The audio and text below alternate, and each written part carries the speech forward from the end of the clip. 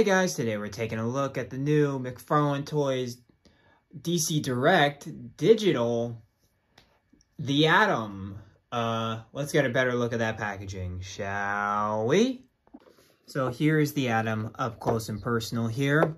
We of course have, this is the price tag for GameStop, so I got this obviously for 25 bucks, which I think is a bit much, but oh well.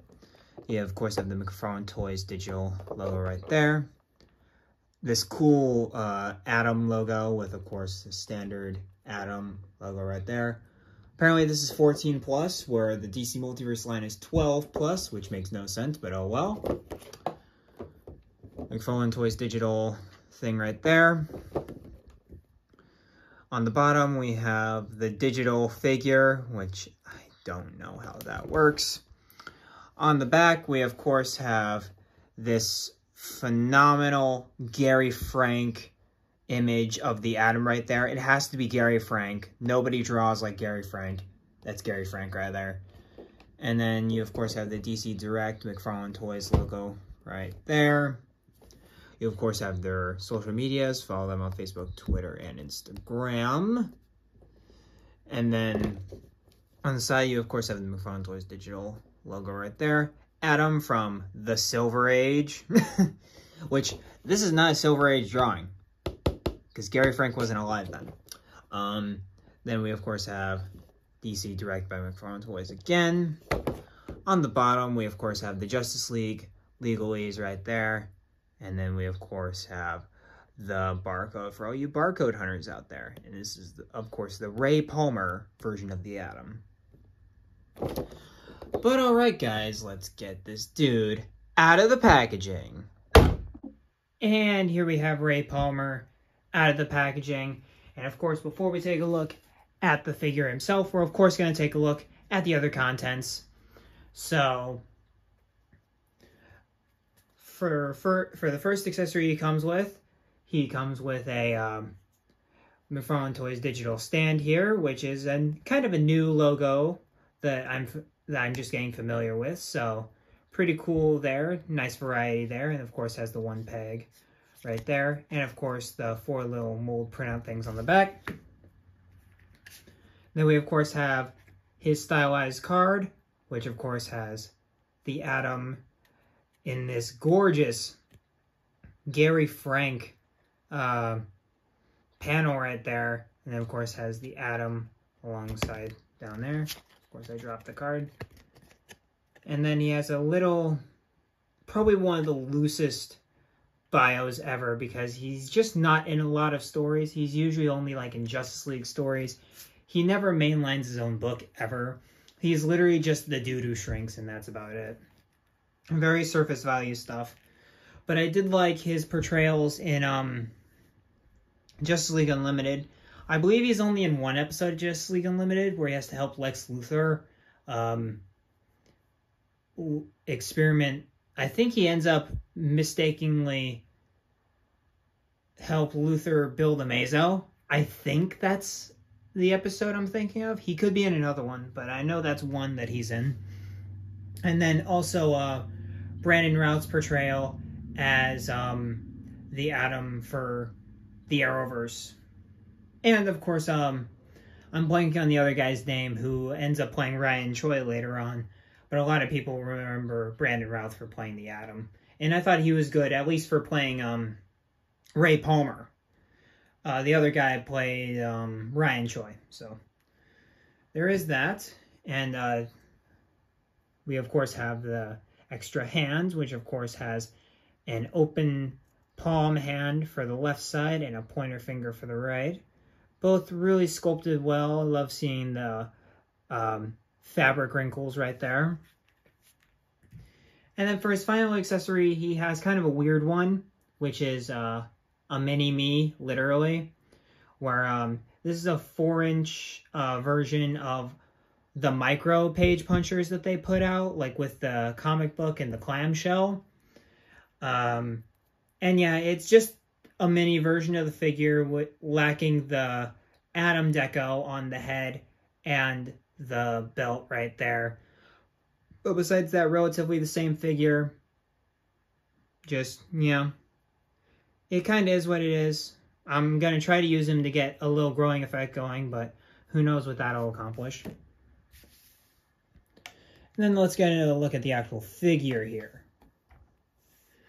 So, one thing that isn't a resculpt, because a lot of this is a resculpt of the Booster Blue Beetle body, is the head.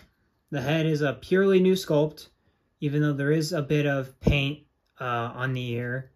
Messy paint application there on this ear. But the Atom is painted very well. I really like that. And then we, of course, have the skin tone and all of that, and the cowl, and those blue eyes, which all look really good. Really comes out to be a phenomenal head sculpt there.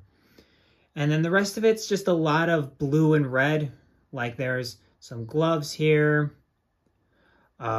And also on the back, they kind of help replicate kind of what's going on here, but instead they just make it go with the sculpt, which I quite enjoy. It could be seen as lazy, but I enjoyed it. I enjoy it when they do that.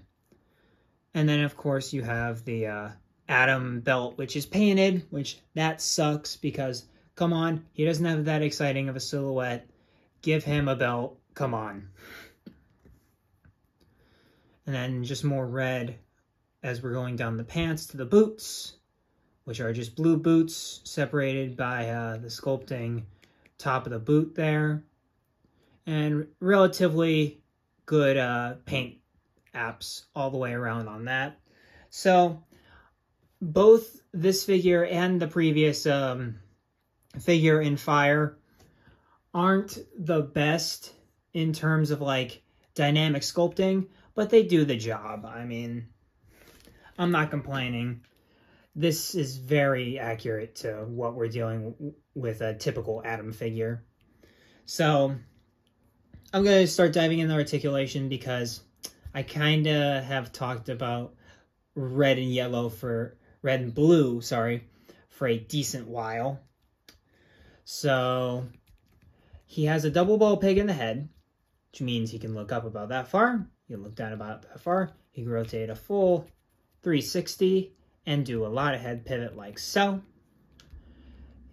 He has a butterfly joint in the shoulder, which gives him a lot of physicality in the way you can pose it, which I always love butterfly joints for that reason too. And then you, of course, can move. He has a hinge shoulder, which he can move all the way out. And you can, of course, rotate full 360 like so. He's a bicep swivel.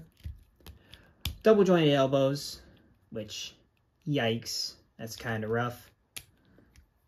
And then in the wrist, you, of course, have rotation that makes him move up and down. And then if you rotate the wrist, he can move in and out as well, like that. I love this system. I think it's great. I wish Hasbro would employ this for some of their characters because Hasbro a lot of the time sculpts their hands to either go in and out or up and down.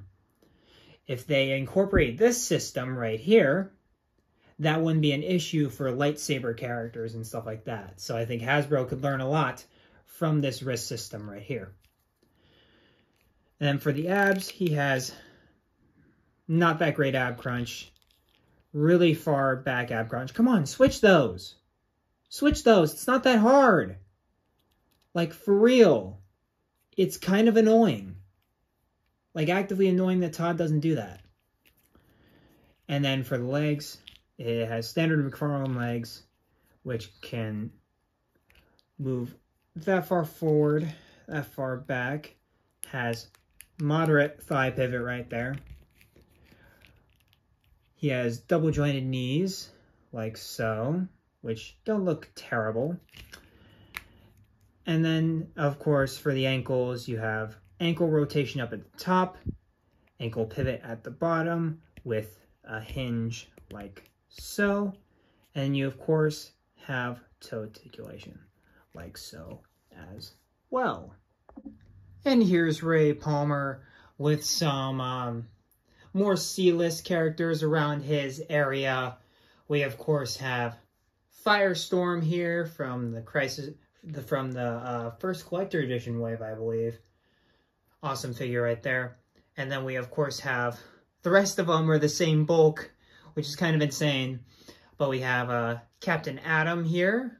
Very cool figure indeed. I'm a huge fan. I'm a low-key fan of Captain Atom. He's really cool, especially his appearance in JLU, which is amazing. Check out the Cadmus art for that. Absolutely incredible. I think the episode is Question Authority, where he really shines. But phenomenal character right there. We, of course, have Ray Palmer right there. We also have Blue Beetle, who originated this book, as you can obviously tell. And then you have Booster on the right there. Booster Gold, that is. And they all look pretty good, considering half of them are the same sculpt, but they still look pretty good together. And here we have, I believe, all the smartest people in the DC Universe so far in the line. We, of course, have John Henry Irons as Steel right there. We, of course, have Batman, Ray Palmer, Ted Kord Blue Beetle, who is actually a genius, obviously, because, you know, he made all of his own stuff and is... He's a Batman ripoff, but more jokey. And then we have Lex Luthor right there. All incredibly intelligent individuals right there. And I love seeing Ray in his element, at least IQ adjacent? No, that's not the right word. Well, in his element of other smart people. And here we have the Atom shrinking or growing, depending on what you're wanting to do. And as we're winding down on the figure here, overall, what he does well. But he is very basic. So if you're looking to fill your shelf with as close to a comic-accurate Atom figure as I think we're ever going to get, do it. Absolutely. Jump the gun on this guy. But if you're looking for the cream of the crop of the multiverse line, you're kind of missing out. Because he doesn't come with that many accessories. I mean, one of his accessories is literally a mini him. But, he doesn't come with any, like, rays or... I don't know what he'd be able to come with, but he doesn't come with anything major. The sculpt is relatively basic. Obviously, that's not a fault to the sculpt itself. It's a fault of the design. And the design's real basic. But for what he does the job well. And if you're looking for an Atom in your Justice League, this is a perfect one to go to because it's literally as accurate as you can get. The downside of it is that it doesn't have a lot of playability factor. It's just a bland guy. It's not like even the Page Punchers one, which had that cool effect where you could put the Atom effects around him, which I thought was a really cool addition. So, I mean, there's definitely pros and cons, but overall, I give this figure 7. Very solid. But overall, just not reaching that peak echelon of a figure where you're like, ah, yes, that's a phenomenal figure, or even a good figure. It's like, no, he's average. This is the definition of what an average figure looks like. But that's pretty much it for what I've got on him. Of course, like, comment, subscribe, all that good stuff. Tell me what you think about the Atom down below. And as always,